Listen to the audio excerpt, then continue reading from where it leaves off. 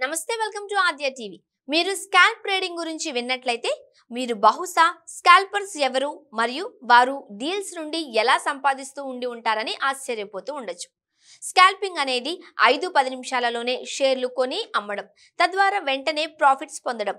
దీనిని scalp trading అంటారు. Scalpers రోజులో చిన్న చిన్న డీల్స్ చేస్తారు. ఇది ఒక రకంగా తక్షణం డబ్బు సంపాదించే పద్ధతి అయినా లాస్ కూడా అదే స్థాయిలో ఉండి గతంలో సంపాదించిందంతా ఒక్క నష్టంతో ఊడ్చిపెట్టే అవకాశం కూడా ఉంటుంది.